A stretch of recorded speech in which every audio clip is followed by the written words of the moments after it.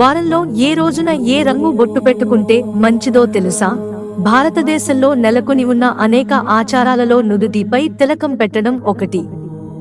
దీన్ని ఆధ్యాత్మికతకు చిహ్నంగా పరిగణిస్తారు. ఇది కేవలం ఆచారం మాత్రమే కాదు, జ్యోతిష్యం పరంగా, ఆరోగ్యం పరంగా కూడా ఎంతో ప్రయోజనకరమైనదంటున్నారు పండితులు. చాలా మంది ప్రజలు తమ ఇళ్లలో ఉదయం పూట పూజ చేసిన తర్వాతే తిలకం, కుంకుమ పెట్టుకుంటారు. దాదాపుగా రెడ్, మెరూన్ రంగు కుంకుమనే ఎక్కువగా నుదిటిపైన పెట్టుకుంటారు. అయితే వారంలో ఏ రోజున ఏ రంగు కుంకుమను ధరిస్తే మంచిదో చాలా మందికి తెలిసి ఉండదు. మరి పండితులు, జ్యోతిష్కులు 7 రోజుల్లో ఏ రోజున ఏ రంగు బొట్టు పెట్టుకోవాలని చెబుతున్నారో ఇప్పుడు తెలుసుకుందాం. వారంలోని రోజులు. కుంకుమ ప్రాముఖ్యత. సోమవారం. సోమవారాన్ని శివుని రోజుగా పరిగణిస్తారు. ఈ రోజున తెల్ల చందనం లేదా బూడిద రంగు తిలకం, విభూది ధరించడం శుభప్రదం అంటున్నారు పండితులు.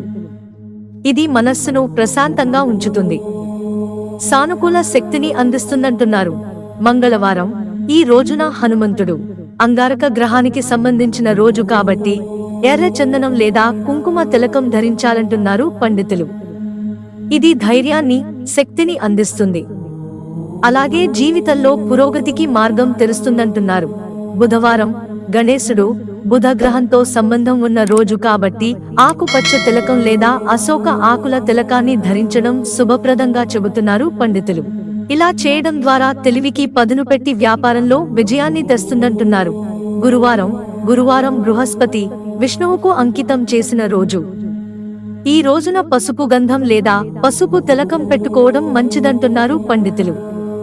ఇది సంపద, జ్ఞానం, ఆనందం, శ్రేయస్సును కలిగిస్తుందని చెబుతున్నారు. శుక్రవారం. శుక్రవారం లక్ష్మీదేవి, శుక్రగ్రహానికి సంబంధం ఉన్న రోజు. ఈ రోజున కుంకుమ తిలకం పెట్టుకుంటే శుభం కలుగుతుందంటున్నారు. ఇలా చేయడం ద్వారా సంపద, శ్రేయస్సును తెస్తుందని చెబుతున్నారు. శనివారం. ఈ రోజు శని దేవుని రోజు కాబట్టి ఈ రోజున నల్ల తిలకం లేదా సెమీ ఆకుల తిలకం పెట్టుకుంటే మంచిదంటున్నారు పండితులు. దీంతో శని దోషం తొలగిపోయి నెగటివ్ ఎనర్జీ నుంచి రక్షణ కలుగుతుందంటున్నారు. ఆదివారం. ఈ రోజు సూర్య భగవానుడి రోజు కాబట్టి ఈ రోజున ఎర్రచందనం లేదా వెర్మిలియన్ తిలకాన్ని పెట్టుకోవాలంటున్నారు పండితులు. ఇది ఆరోగ్యం, గౌరవాన్ని పెంచుతుంది, జీవితంలో విజయాన్ని కలిగిస్తుంది. మిత్రులారా, ఛానల్ సబ్స్క్రైబ్ చేసుకోవడం మర్చిపోకండి. ధన్యవాదాలు.